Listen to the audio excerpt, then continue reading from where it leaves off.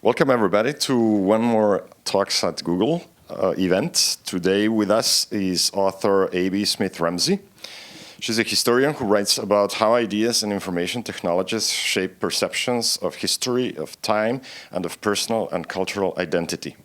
Trained at Harvard as a Russian scholar, she has worked in Soviet-era archives, spent a decade at the Library of Congress, and has consulted on digital collecting and curation, intellectual property issues, and the economics of digital information for universities and the National Science Foundation. Abby will be talking today about what it means to preserve digital artifacts and non-digital artifacts.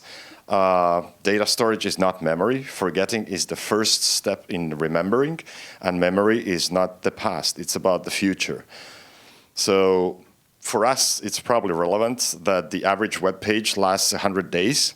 Ease of online access dupes people into a false sense of security that information, our information, will be equally accessible in the future.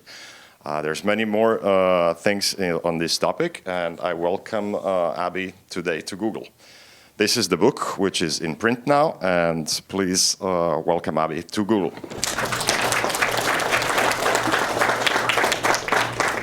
Thank you very much. I'm delighted to be here.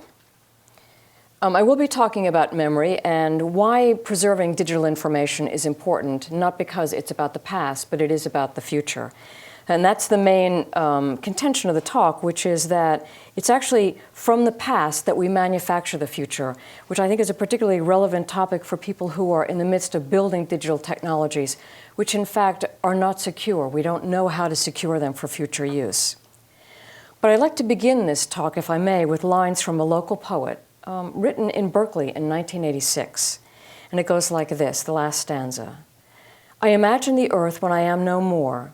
Nothing happens, no loss. It's still a strange pageant. Women's dresses, dewy lilacs, a song in the valley. And yet the books will be there on the shelves, well-born, derived from people, but also from radiance, from heights. That's, of course, a poetic vision of how memory lasts through physical artifacts. And those are the words of Czesław Miłosz, who won the Nobel Prize for Literature in 1980. He called himself a poet of memory for very compelling reasons. He lived in Berkeley for decades as a political exile from his native Poland, and for almost all of his life as a linguistic exile from his native language of Polish. He had a long and eventful life, full of great discontinuities, many of them forced on him by political regimes he did not agree with, and some of them he chose because of the path that he chose as a poet. But through all those years, 9 decades and more, he relied on memory to create a sense of meaning and an autobiographical narrative. And I think his life is very instructive in a time when cultural change is so rapid that even the landscapes that we know are changing and will be obsolete by the time you're grown up. The landscapes, the physical landscapes you know, will be gone. And how will you remember what those landscapes were? Not to mention the sort of knowledge landscapes that you grew up in. So I just want to give you a sense of my priors, a sort of perspective I have on this as a historian, because I rely on memory too, the traces and written records that people leave behind. Historians call this evidence, you'll call this data, but we're talking about the same thing. And it was in 1997, almost 20 years ago, that I first began to think seriously about what would happen to all the evidence that then existed on durable artifacts, textual, visual, and oral. How will that knowledge survive in the digital age, and what will be the new forms of instantiation of knowledge for those formats? So what will happen when, for example, this technology replaces this technology?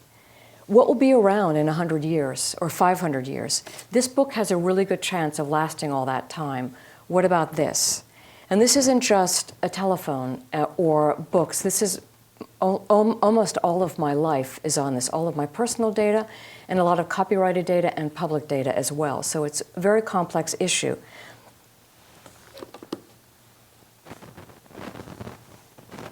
So I wrote this book first in order to answer the question for myself. So as an historian, it seems self-evident to me, actually, that everything and everyone that exists has a backstory. And it's the backstory that tells us who we are, and not only that, who we are capable of becoming. No, I spent my formative years, as Boris said, working, doing a doctoral dissertation and research in the Soviet Union in the 1980s. At that time, I learned something that I never would have imagined as an American citizen, particularly one going to a very good school that had a library that was always open, almost 24/7. And that is that I was routinely denied documents that dated back to the 1680s. And I was in fact told that they didn't exist, although I was able to consult copies of them back at Weiner Library at Harvard. My Soviet friends, of course, when I would complain to them about this, would laugh, and they would say, come on, you know, in this country, it's the future that is certain. It will be a utopia. It's the past that is always changing. And that's when I began to realize that, in fact, when you control someone's understanding of the past, you control their sense of who they are and also their sense of what they can imagine becoming. So backstories, I learned that way, are very powerful and very fragile and always at risk. What we know about ourselves, that is, what we're allowed to know about ourselves and what we're not allowed to know about ourselves, is in fact a fundamental component of our freedom and our autonomy. So naturally, I care about the future of our collective memory, and I'm alarmed to think that we don't have a way of securing it, really. I think in 2016, it's different than 1997. At that time, nobody seemed to understand this problem except a couple of librarians and archivists, honestly. And now in 2016, if we just look at what's happening on campuses, not just in this country, but across the world, we understand that people are growing up demanding that they get to know their own history and they get to tell their own history, so that whose history gets told and by whom is fundamental to human rights and human autonomy, as freedom is to choose government. And that's why I wrote what is really a little book about a very big idea. And today I just want to give you a sense of some of the topics that I cover in the book that I think will be of most interest to you, at least I imagine, although I may be wrong, in fact, what's most interesting to people in the technology world. So I want to start, if I may, with a fairly well-known document. This document is, obviously, it's the Declaration of Independence. When I was working at the Library of Congress in 1997, we put together an exhibition of the library's treasures, and among the greatest treasures, including the first couple drafts of the Gettysburg Address in Lincoln's hand, is this draft of the Declaration of Independence written by Thomas Jefferson in his hand. He was 33 years old at the time, and he was tasked to come up with a draft that he would hand off to John Adams and Ben Franklin, who would then edit it and set it forward. So when we put this on display, people would always peer and look for the famous words, we hold these truths to be self-evident, that all men are created equal. But that's not actually what Jefferson wrote. He wrote something different. He wrote that these truths are sacred and undeniable. The words that we know now are actually a correction by Ben Franklin. So the whole document, all 4 pages, is like this, very heavily edited. And it's very interesting to compare what Jefferson saw as the Declaration of Rights and what became approved by other people. And the thing that was interesting for tourists was that at that time, through this artifact, they could see not just what the process of editing was, and the evolution of thinking and the debate that went on. But this artifact actually reflects the evolution of thinking and the process of democracy itself. As an artifact, you can see the arguments that took place and the compromises that were reached. Although, to be fair, Ben Franklin did usually get his way. After all, he was much older and thought himself much wiser. But in 1997, again, only people in the library and in the archives actually seemed to understand what was at risk. We already knew that the archives, the National Archives, which is charged with keeping the records of the government and making them accessible to the people, they were, in fact, being inundated by emails coming off of Bill Clinton's server. I should say, I don't really mean server. They were actually arriving in floppy disks, if you can believe it or not. And people didn't really know how to sort them, let alone preserve them, and figure out what there was that needed to be saved. So this is the fundamental problem. We have an infrastructure in place, perfected over really centuries and millennia, for preserving knowledge by preserving physical artifacts. We do manage our knowledge by managing physical artifacts. And this doesn't work for us anymore. Now we have to manage our knowledge by managing electrical grids, codes, hardware, software, many of which is proprietary, and all of it very fragilely dependent upon a secure flow of energy. which of course is a very contested issue. What we don't have is the advantage of durability. And this is a cuneiform. As many of you may recognize, this tablet is 27 years old. There's no chance that digital information will live for 2,700 years old, for 2,700 years, and be like this, completely illegible. I mean, I'm slightly kidding when I say illegible. You do have to be able to read Akkadian to know what it says. But anybody who can learn Akkadian can understand what this is. This is, in fact, about how to divine omens. It's a divination tablet. Omens, how to read the birth defects of humans and animals to tell the fortune of the people who are seeking their fortune. You know, the interesting thing about these clay tablets is that they're the longest enduring evidence we have of humans sort of outsourcing their knowledge onto physical objects. And unlike all other forms that were invented from papyrus on, when these things go in, are set on flames, they actually don't perish, they actually get harder. As any of you know who've worked clay, that firing makes it very hard. So you can say that actually digital technology is the latest instantiation, but all preservation has gone downhill from here. We can save a lot more, we can cram in a lot more information, but with each degree of information, we lose a significant degree of durability. The thing that's perplexing, I think, for most people is that we have these systems set in place to answer the question, what can we afford to save? Because the cost of committing information to a durable form has always been very high. The upfront costs have been very high. Even getting a book in print, you have to go through many different, what I think of as filters. It's not just the author writing. You also have to get an agent to sell the book to the publisher. The publisher then has to find a way to publish it and market it in the marketplace. And then libraries acquire them. They don't acquire all books, so that you have some chance that something significant will last. And now the question for us is, what can we afford to lose? Now that there are actually no filters to creating information or using information, it proliferates quite promiscuously on the web and in other forms, in other places besides the web. And it all looks about the same. It's all in kind of the same format, this electrical code, and it's hard to place value on it the way you would just by looking at a book or a film, for example. And hardest of all for most people is that people will not be making the decisions about what gets saved. Machines will be. That is, the machines that people make and program. But for most people, the idea that machines are what's going to read all this information and make decisions about what gets saved is actually quite formidable. Particularly since I think of it as a formidable task because machines can't save any of this information. We're not sure that it's very secure or readable over time. So we're at this particular juncture in time when we're going from one old technology, one memory technology, to a new. And I would argue that although we've done this before, the quality of change is actually quite different in this case because of issues of electricity and non-legibility non-illegibility of some of the formats. But as I've said, we've gone through this change before, and in the book, I won't recapitulate this, but in the book, I talk about these moments of change and what's at risk to our cultural memory by using this sort of shorthand model of cultural change, which I think of as the push me, pull you moment. Now, some of you may recognize this creature, maybe you don't. It was invented or first spotted, I should say, in 1923 by Hugh Lofting, who wrote a book called The Stories or The Adventures of Dr. Dolittle.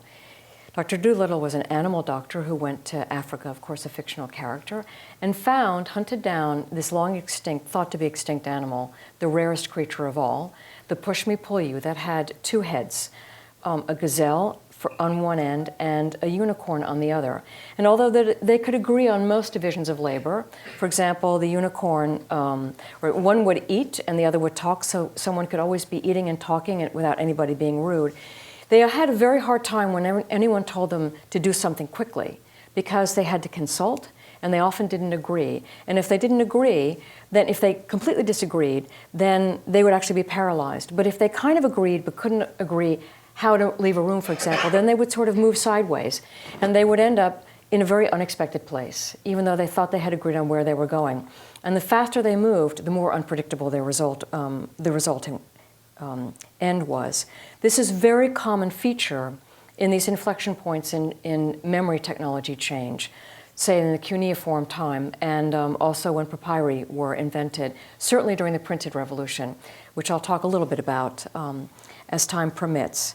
But it's pretty reliable, according to this theory and according to real life, that when there's ever a new memory technology that comes along, memory being so personal, it's seen by some as disruptive and creative and very exciting. And it's seen by many others and condemned as disruptive and destructive. And rather than giving you a lot of piquant examples from history, I'll just go to the sort of granddaddy of curmudgeons, Socrates, and tell you what he thought about the invention of writing, because he thought that it would lead to ignorance and ultimately to the death of memory itself. And this is what he said. He said, "For this invention will produce forgetfulness in the minds of those who learn to use it, because they will not practice their memory. Their trust in writing, produced by external characters which are no part of themselves, will discourage the use of their own memory within them. You have invented an elixir not of memory, but of reminding, and you offer your pupils not the appearance of wisdom, nor true wisdom. For they will read many things without instruction, and will therefore seem to know many things, when they are for the most part ignorant, and hard to get along with, since they are not wise, but only appear wise." Now, there are many complaints about what the new memory technologies do for knowledge in this current environment. But I think Socrates got it dead wrong, because those societies that didn't adopt writing, in fact, went extinct very quickly, and they were made extinct by cultures that did carry writing with them, and which was rapidly adopted by other cultures.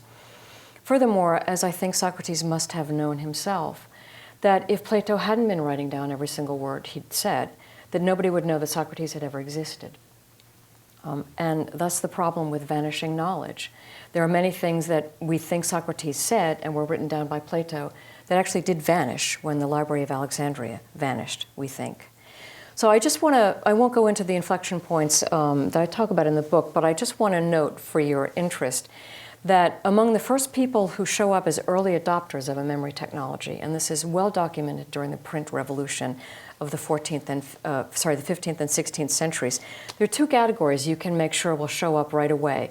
The first are pornographers, and the second are ideological fanatics and terrorists. This was certainly true during the Reformation, when print was adopted far more rapidly and deftly by people we now, in retrospect, call Protestants, people who are protesting against the power of the Pope, than by the Catholic Church itself, which had as much power to defend its hegemony over the world of ideas. But somehow, because they were slower at mastering print, they didn't get as much traction as the Protestants. Believe it or not, at that time, of course, people believed that because it was in print, it had to be true. And that was one way that some of the most fanatic of the Protestant sectarians got their way. And there's a lesson in here, I won't draw it out for you, about what's going on today with religious terrorism of all sorts and ideological terrorism throughout the world. You know, technology is only a tool. It depends upon who picks it up as to what its use is. So I want to talk a little bit about history tells us, okay, we've been here before, and some of the things that we are seeing in this period of transition, we've seen before. It's a temporary phase, but it's also one in which a lot is at risk. I want to talk just briefly again about what science tells us about these periods of transition. Now, and about memory. So I say, as Boris said, that memory is not about the past, it's actually about the future. Why do we have this idea, and how is it that science buttresses this idea? Well, first of all, we know that memory is ubiquitous in nature because, in fact, all matter is information. Memory is nature's go-to solution for the challenges of adaptation to changing environments. From the amoeba to the zebra, everybody has a certain amount of pre-programmed memory, this strand we call DNA. But every creature is born having to learn its environment, and so nature created this thing called memory, called learning. And when that creature dies, everything it learned dies with it, except for human beings and some creatures that create culture and can pass things along culturally. But if you see that creature up there in the corner, of course, above the volcano, that's actually a dodo that was extinct when this book was done in 1841. Actually, the notation says that the last dodo was seen in 1691. And that's what happens when a creature can't adapt very quickly to a changing environment. It becomes extinct. Just think about a thought experiment about how much memory means. So imagine waking up in the morning and not knowing where you are, not knowing what the room is, not knowing where you came from or how you ended up there, not having any idea what you're supposed to do now that you see yourself in your body, and certainly not knowing who you were and not knowing what your name is because, you didn't know there were such things as names. In other words, no memory, no you. That's the sum of what memory is. So the brain has an incredibly big job to do. It's basically trying to sort out in this data deluge it's in 24/7 all the time, what's important for survival and what isn't. And that's the ultimate criterion for what the brain sorts through. So what's valuable in the short term is anything that's new. We pay attention to all the things that are new, that the brain has never seen before.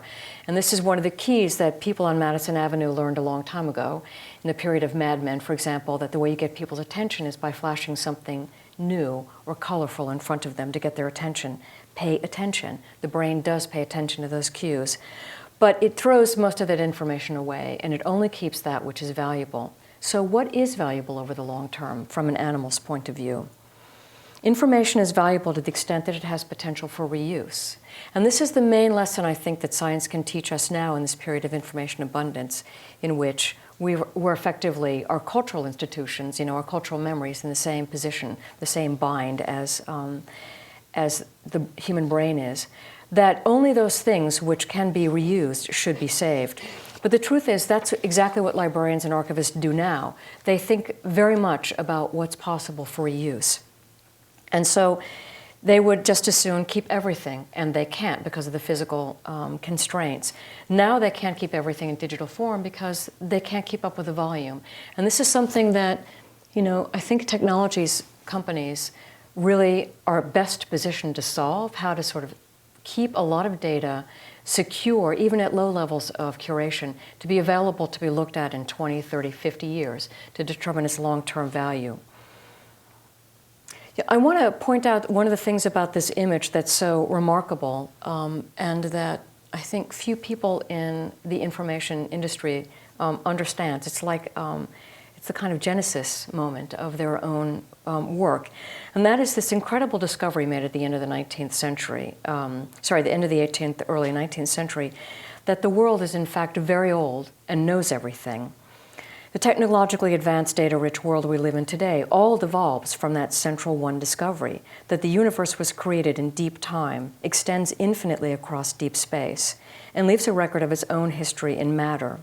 So the material universe is itself in archives, and the Earth writes its own autobiography in matter. In other words, rocks are clocks. This is what geologists discovered at the end of the 18th century. And this leads up, of course, to the embrace of materialism, scientific materialism, the idea that the universe and all that exists is no more and no less than the material effect of material causes. So just to be clear, technologies always arise out of a demand, and materialism itself began this really escalating demand for more information, finer data about the world, itsy-bitsy pieces of matter. In fact, until we get to the Large Hadron Collider and beyond, we want more and more data because that's how we know the world. Technologies appear, as I say, out of demand. And just to give you an example, this is the Gutenberg Bible. And the Gutenberg Bible wasn't invented because people wanted a brand new way of reading the Bible. In fact, what they wanted was, they wanted this. They wanted a handwritten Bible. This is a giant Bible of Mainz. These are both at the Library of Congress, incidentally. They're both done in the 1450s in Mainz, the same town. And this one, was designed to look exactly like this one. Because people don't want newfangled things. What they were looking for were old-fangled things, only cheaper. And I think that explains a lot of the initial phases of web design. Why do we call web pages pages after all? So this period of time in the 1830s, 1840s, saw an incredible change in the culture of all of us, in fact, our fascination with data, and gave birth to this kind of forensic hunt for evidence, which has ultimately led to the introduction of computers into our lives and our demand for big data. It also invented, of course, Sir Arthur Conan Doyle's character Sherlock Holmes. I mean, the grand narrative of our age is who done it and how. And that's all a riff on materialism, that is trying to understand the world through the traces, the evidence of what it used to be. The collective memory that we have has made it a unique species, and all it's taken are four things. And the first is these empirical methods that derive from materialist theories. And the second is the harnessing by economic systems to apply that knowledge and create ever finer instruments to accumulate ever greater amounts of data. Also, dedicated resources to educate an expert workforce. And the fourth, and perhaps the most contested right now, are political regimes that keep the pursuit of knowledge well-resourced and protected from ideological interference. Without any one of those, then the entire enterprise of science and technology is threatened and could collapse. So here we are, a species that's uniquely strong and uniquely dominant over the planet because of the power of culture and knowledge that builds on knowledge. So what could go wrong? Well, actually a lot, and I want to talk briefly about some of the things that go wrong with memory. I'm going to use some personal case studies. Memory science has made extraordinary advances in studying memory that's in healthy people by looking at what happens when memory degenerates or is flawed in people who suffer from memory disorders. And the two cases I'm going to look at tell us a lot about some of the threats for our collective memory in the digital age. The first thing we need to think about is the importance of forgetting. This is a picture of a doctor, Dr. Luria, who had a patient well known in memory science, a patient called S. His real name was Sherlock, but I'm going to call him S. He, like Luria, lived in Russia in Soviet times, and Luria was his doctor. Luria had, S had a disorder that Luria very elegantly called, he lacked the art of forgetting. In fact, he was a man who had what we would call a photographic memory. He could remember everything. And although it sounds actually quite envious, I know many people think, wow, I wish I had that kind of memory. In fact, the art of forgetting is the faculty simply of being able to sort long-term or short-term memories and consolidating them into long-term memories and basically getting rid of the rest.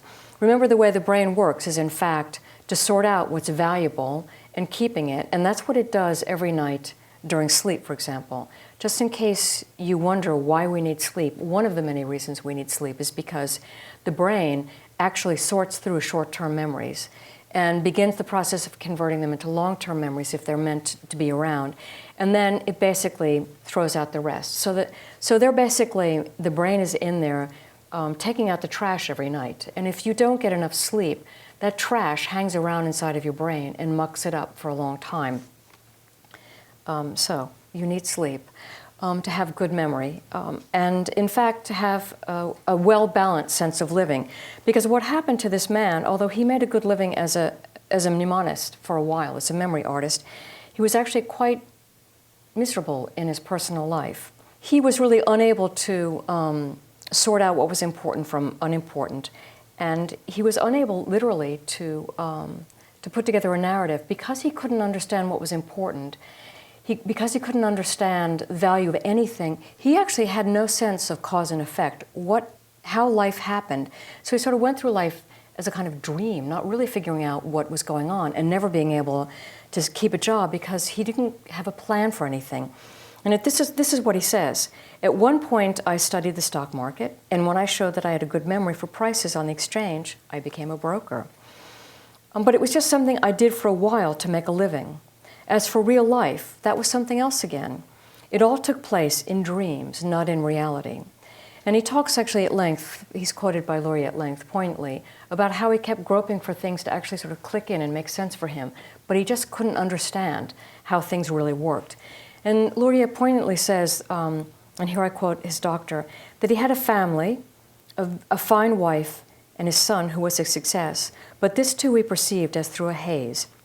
Indeed, one would be hard put to say which was more real for him, the world of imagination in which he lived, or the world of reality in which he was but a temporary guest. So remember that forgetting is really important, and you don't need to think about forgetting. Your brain does it automatically. And one of the things that we should be thinking about or I would like people to think about, is when we teach our machines how to sort through all the incoming information of a day, how to search for value, that pattern matching with what is determined to be value is really important. And that the processes need to be carried on in individuals largely unconsciously. We can't think about them too consciously. So this is my image of what it was like when S would go try to retrieve a memory. In fact, it was like he was walking into this crowded hall where all this stuff was unsorted. And he would trip over one thing, and he would immediately, it would trigger so many memories that he would literally go off in some other direction and forget why he had come into his memory palace to find something. So forgetting is very important, but of course forgetting too much is desperately horrible. And here I talk at some length about the case of Alzheimer's patients. In this case, Iris Murdoch, a very prolific writer and philosopher who succumbed to Alzheimer's later in her life. And we know a lot about what it meant because her husband, John Bailey, wrote a very moving memoir of his wife as he watched her basically disintegrate in front of his eyes. He describes her losing her sense of self, her sense of direction, of course her memory, but essentially her personality, her irisness. And what was most remarkable was that she lost her imagination. If you know Iris Murdoch's work, you know that she was fantastically imaginative. She wrote prolifically, and every idea gave her, everything gave her an idea for a whole fantastic novel or a philosophical speculation. And this was lost to her because, without a past, she had no imagination. And that's why I say that that memory really isn't about the past. It's actually the raw material of the future. And this is well documented in neuroscientific literature. Imagination actually is memory in the future tense. The true value of the past is that it is the raw material we use to create the future. And so the greater our collective memory, from the very beginning of time, the greater the resources for our imagination. Think of it as a very expansive mental toolkit for solving near-term and long-term problems. So what now if the real problem we're facing now is that we don't know how to secure a lot of the past for the future, and we agree that preserving and making the past, the record of the past, accessible for the future is how we're going to move into the future. So what do we do now? How do we actually move from this world, this instantiation of knowledge, which was perfected over millennia, into a world that looks like this, in fact. Let me just stop, if I may, to go back and talk about how, at the time, this building, which was opened in 1850, it's by Henri Le Brust. It was a revolutionary building, very influenced by the political revolutions of 1848. And it was vaunting this brand new, it's very high tech. It was built with cast iron, and it had very large windows to let in a lot of light. And because it was built out of cast iron, it was actually, it was a kind of natural fire retardant. And furthermore, it was for students. Students didn't have such a big space before. They would have to study in their rooms. See, this embodies the sort of democratic ideals of study and access. They kept this open long hours. So the question is, how do we not only, move that legacy into this, but also how do we aestheticize the experience of knowledge, the way knowledge has been aestheticized over the past and made it really attractive. I want to briefly talk about the three things that we need to do now and sooner rather than later in order to achieve this kind of nirvana of a world in which we have access to the full, rich memory of the human past. First is to take all of the legacy work that's on physical formats now and convert it to digital form. And what you see here is a picture of what I think of as a local hero, Carl Haber, who works up the Lawrence Berkeley lab, an experimental physicist by day. And when he was building some of the imaging techniques he used in the Large Hadron Collider to look for traces of the Higgs boson, he realized that the imaging technology they were creating in the lab would be good for imaging very fragile analog recorded sound formats that were not capable of being played back. I'm sure you know that every time you play an analog record back or a wax cylinder, that the information layer actually physically degrades. So people in audio preservation don't play anything back. They want this sort of non-contact playback. And he's able to take this technology and recreate things that were incalculable. No one ever thought they'd hear. You can see on the screen those tracks behind him are actually spatial, pictorial, well, they're visualizations of sound. So the sound is converted to digital format and then digital images, and then you can play it back. So, we have an amazing array of technologies now that can extract extraordinary information from analog. And I just want to point out that in this day of, genetic research, forensic research, in fact, that all those things, the natural history museums with their drawers full of specimens and bugs and things, and stuffed birds, they're actually the sort of Fort Knox of the genetic research world. They're the things that hold specimens of things already extinct or unfortunately about to become extinct. So we need to remediate those analog format materials onto digital form as quickly as we can. At the same time, we preserve the original. The other thing we need to do is to start taking care of digital content. And here's another sort of local boy, Brewster Kale, who allows people using the web to upload their own content in an open format to be preserved on the Internet Archive and accessible as long as the Internet Archive is on board, and presumably the archive's materials will move to another long-term preservation institution over time. What Brewster is able to do, and what we should all be thinking about, especially companies that own a lot of data, like Twitter, for example, that really maintain control over it for now, is to think about developing a partnership between that company and a long-term preserving institution, something public, and handing over the legacy of their materials when they no longer want it to a long-term institution for preservation purposes. The other thing that I think about when I see the Internet Archive is the answer to the question, so how do we know what's going to be of value? How do we know that? We can't actually put digital content on a shelf and know that it's going to be there in 500 years and someone's going to come along and make a decision about whether it was important now or not. The thing is, we need to save as much as we can, as I said, but we need to start, each of us, with saving the thing that is of value to ourselves and make that easy. I say as an historian who worked with a very limited source base, there's not much that survives from 17th century Muscovy, and not much of it records information that I want to know about, which had nothing to do with, say, liturgical matters or court roles. Nonetheless, what information was available was very useful. So save whatever you can. Save mostly what is important to you.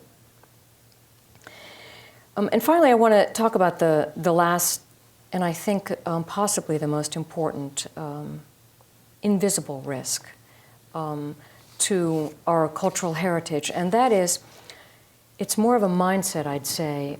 It's one that makes us prone to creating a knowledge monoculture, what I think of as a knowledge monoculture. The idea prevalent today that there is such a thing as progress, which renders knowledge obsolete. This is particularly true in science and engineering, where the idea that new discoveries actually make other things obsolete. Well, they make them not very relevant in the near term, but there isn't any piece of cultural information, cultural learning, which is truly obsolete in the sense that we can flush it away. Because in fact, we know from our friend biologists that there are lots of things that animals carry around that are useless. Limbs that are never used, for example, that when environments change, they can use that useless limb, that thing, that fin, to good. They can, they can use it. And turn this kind of maladaptation into what we call an exaptation, turning it into something that can be useful in a new environment. You know that mammals didn't evolve legs to walk on land. They were able to walk on land because they had something that could evolve into legs. And I think that particularly given how much we ourselves, our species, is radically changing the natural environment, we need to actually be scrupulous in keeping as much information about that environment and about how indigenous peoples understood that environment, whether it's scientific understanding or not. We can't afford to flush knowledge away because we don't know what we're going to need when the world changes, as it is changing very rapidly. So I want to leave you with this, what I think of as a sort of Paleolithic selfie. This survives in the Chauvet Cave in France. It's dated probably to 40,000 years ago. And truthfully, we know it was made about then. And we know those are human hands, but we don't know what they're trying to tell us. We do know that they are human beings and that they wanted to leave their mark on the world.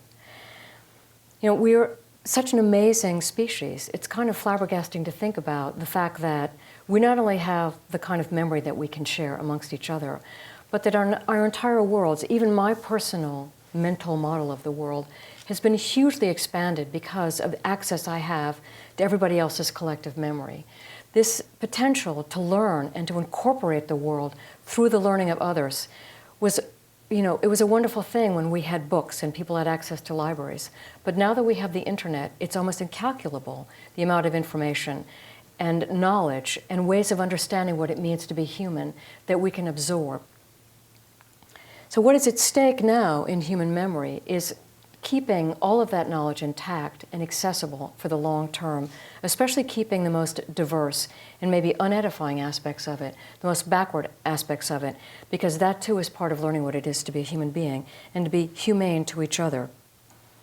So I think that we can certainly develop skills to manage and take responsibility for digital memory that outlives us in a way like books derived from people, but also from radiant heights. But now it's up to us to figure out how to do it. And the future, in that sense, as well as the past, is in our hands. So I thank you very much. And I'd be happy to take any questions. Fascinating subject. I actually, when I was in college, I worked for a little while at iBiblio, the archive at UNC, and had a lot of conversations on subjects like this. One of the things that we were working on at the time was a system based on BitTorrent, and you touched on this kind of distributed method of preserving information briefly when you said we should all decide what we individually value and save that. And I'd love to hear more of your thoughts on, you know, clearly we have this idea in large libraries and archives of we want the copy of something maybe, and we want to preserve it in as durable a format as possible. But on the other hand, now with the internet, with digital information that's so readily copied, there's this other mechanism, maybe this more like direct democracy kind of anarchic mechanism of just everybody who wants it copies it, and you know, they put it on the internet or they, you know, torrent it or whatever and make it available that way. Do you think there's is there necessarily a tension between those two impulses? Do they go together? Is it something that you see in the future, maybe one kind of overwhelming the other? It's an excellent question, and of course, as you probably know by asking it when you were framing the question, there is actually no particular answer to that question. I think the model of push me, pull you is pretty good. You know, it's both and. We want both and. But you're right, especially in the short term, with the amount of redundant information that circulates, and that's just on the web. You know, there's a lot of information on what used to be called the dark web, which is even greater, which is redundant. We really don't want to shut down our systems by having too much redundant information. You know, I didn't go into this, but I think that there are a lot of the problems that we face that appear to be conceptual, that are in fact quite solvable if we apply technical minds to it. I think that the challenge that I've seen is that the conceptual models haven't been worked out. I mean, I'm really quite confident that any difficult problem that I can imagine in the universe of information in the future, there is a technical solution for. And one of the things that is really on me, and most people who think about these issues at a larger scale, is to formulate those challenges in a way that actually make them actionable. I won't say programmable, but at least understandable to how do we actually develop, let's call it, a program to sort through that. We actually, you know, we're still stuck in this library model that we fix a version to a physical object, and that's a very sloppy way of actually saying that we actually take one version. In the old days, the libraries of record would collect one copy of a newspaper every day. And there was something the New York Times produced called, the official copy of the day. This problem disappeared during the first Iraq War when CNN became something that was updating news 24/7. Television archivists have known this problem from the beginning of archival time, actually. They've developed things, kinds of sampling. So we have a lot to learn about sampling of real-time data. I also think that's an issue for that the GIS community's thought a lot about. We have a lot of real-time data, and not just from satellite data, but about water sewage and things like that, all of which is in these very dynamic systems, geographic information systems. They also need to think about intelligent ways of sampling the information. They don't want to keep it all. Astronomers, unfortunately, also face this problem because every day is a new day in space. Every day is a new day in space. It's history. As to what BitTorrent and individual action has to do with this, I expanded the problem to a larger one. But to get back to individuals, I just want to say that when we were working on the National Science Foundation Blue Ribbon Task Force on the economics of digital archiving, economists were really frustrated because we, the historians and archivists and librarians, couldn't concretize for them what the long-term value of information was. And it was very hard for them to come up with an economic model for this in the capitalist market system. They had to rely on public goods models, which are greatly disadvantaged in this country right now. And the best we could come up with was these partnerships between private companies that control a lot of information and public institutions for the long term. I point to the Internet Archive as an example. Unfortunately, it's one of few examples of a scalable archive that is open to the public in general, not just to researchers in a research library world.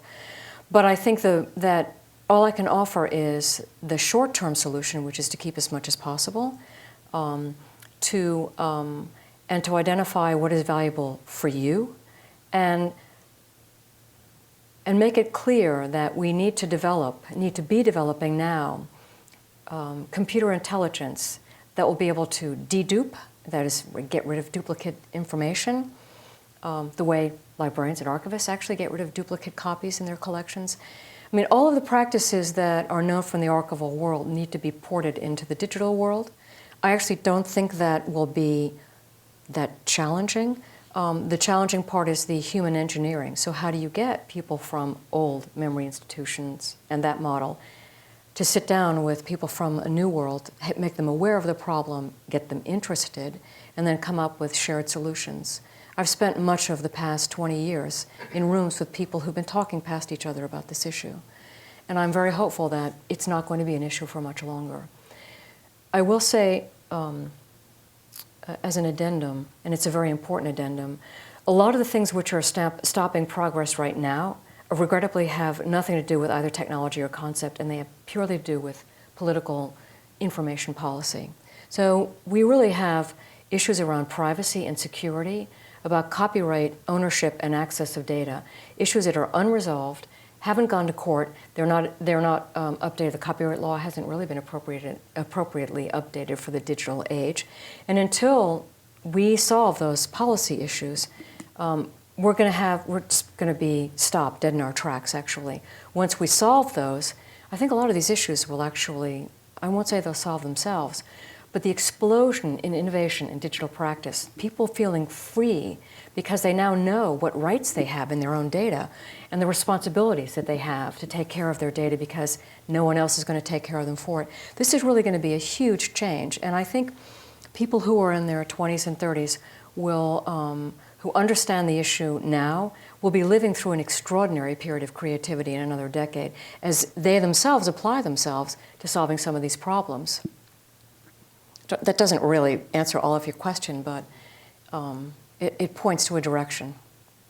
Thank you. Thank you for the talk. So it seems like for the bulk of human history, knowledge was passed on through oral tradition and watching people do stuff and learning from example. And then we started writing things down, and we did that for a few millennia, and now we don't write it down, we type it in. And so it kind of it exists kind of more ephemerally. Yeah. A bit similar to the oral tradition, except it's now, instead of being stored in a human mind, which lasts only a few decades, it's stored in computer systems, which can last as long as we really want them to, as long as we care to maintain it and keep, migrate the formats and so forth. So it seems like a third age is being entered at this point. And I just wonder what we can learn from the previous two to keep that going, or how many of the rules that worked in the second age need to apply in the third age, so to speak. Yeah, it's an excellent question, and I agree with you. It is a fundamentally different age, and I certainly know about anthropologists and paleontologists who believe, in fact, we're becoming a totally different kind of animal because of this technology and the way that we cooperate.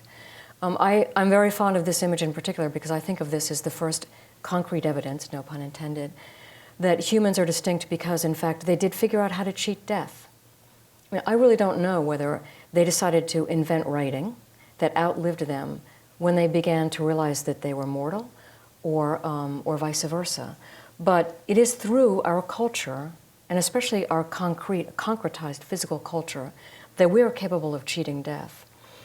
And that's a major investment that we need to keep going.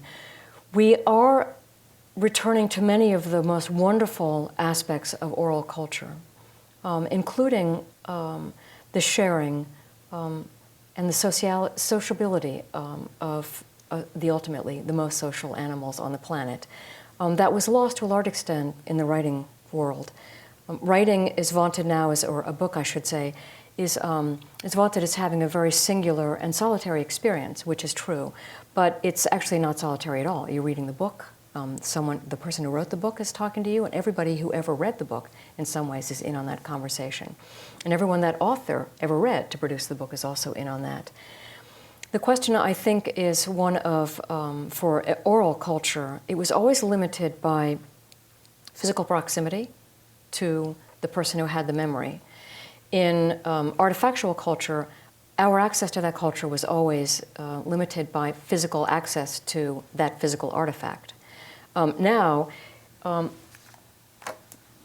our oral conversation or our virtual conversation is limited by our access to this. I'm holding up a phone.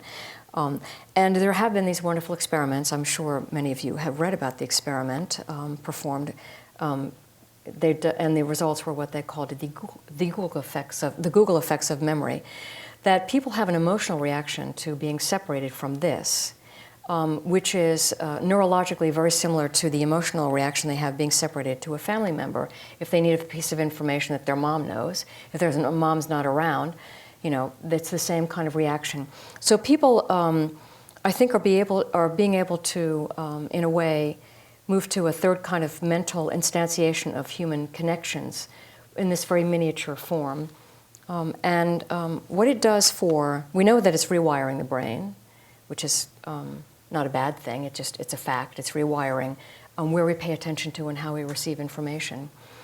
But again, the question is, how do we transmit what is valuable across cultures, like the oral tradition did, without the filters that are yet built in, the filter either of physical proximity to the source or physical proximity to the artifact itself, and you have something which is ubiquitous and everybody has.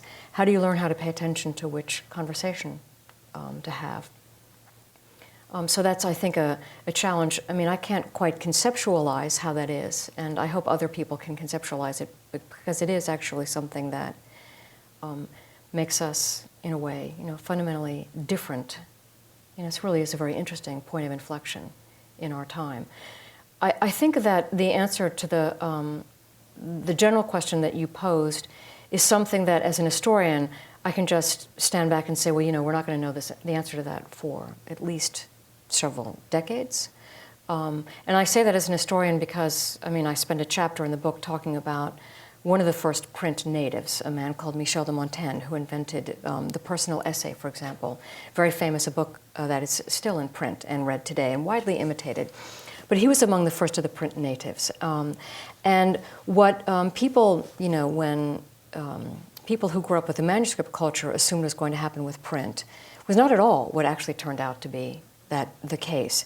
And that what was native to Montaigne turned out to be something completely new. I mean, there were new writers like Montaigne, new genres, new audiences, completely new topics, and also a new, what can I say, engendered the most amazing kind of curiosity in people that had never been awakened before because there wasn't access to this kind of information. So there's this kind of feedback loop of providing the information and it sort of engendering a kind of curiosity that leads to the pursuit of more information.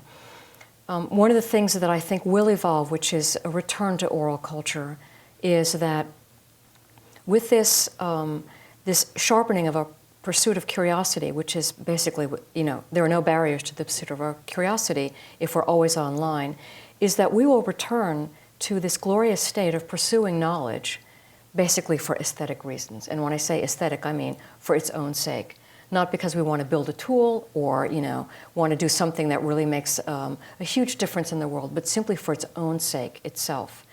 And that, again, this is what history tells us, that actually is a question of profound morality. And this gets back to what Socrates was saying, and Thomas Jefferson said as well, that pursuit of knowledge for its own sake, as opposed to just to create a tool or even to create progress, is the beginning of morality and the beginning of understanding not just how to find the information that you want, but ultimately to take responsibility for how it's used.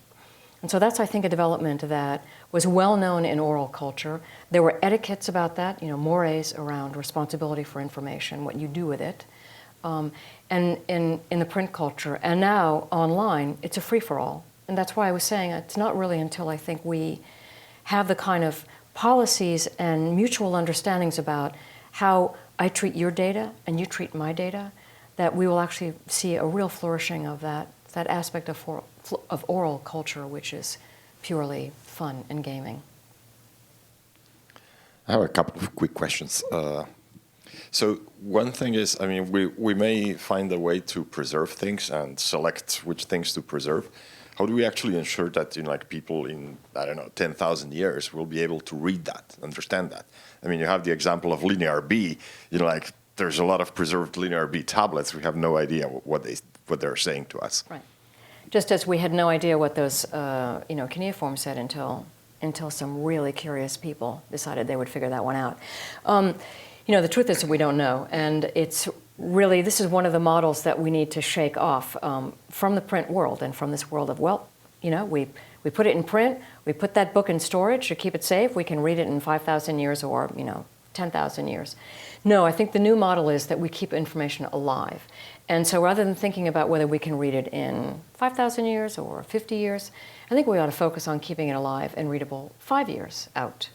And then renewing it, doing another 5 years. But that's what they were doing in Alexandria. Yeah, and Alexandria, I'm not sure what the connection is, but there was they never had an intention in Alexandria of creating this information for that long a period of time. What I'm saying is they were trying to preserve the information that they had about their world. Oh, yeah. And the best job. Right. You may have. Yeah, no, you're right. You're right. You may have the intention to do the best job that you can, but that doesn't guarantee that, it'll actually survive. Oh no, absolutely. If the business of creating knowledge is basically out of fashion, or some religion or ideology tells you that it's not good. When you force a monoculture on somebody, then that knowledge itself will disappear. And there's nothing we can do now to guarantee that it won't happen.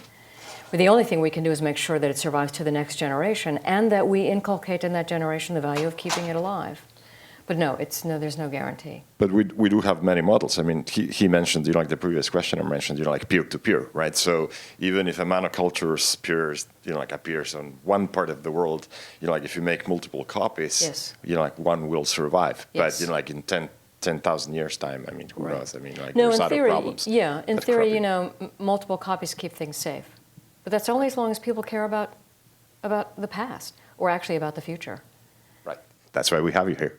And the other question that I had, I mean, for technology companies specifically, like the Googles, the Facebooks, you know, like the people who have lots of information in, so to speak, Yeah. you know, like walled gardens, what would be your, you know, like top 3 recommendations? I mean, you know, like we talked, you know, like before this talk about, you know, like I'm doing my backups now of you know, like right. all sorts of things into Google Photos where, you know, like it doesn't cost me Yeah. anything, and I'm uploading mini DV tapes from the 2000s.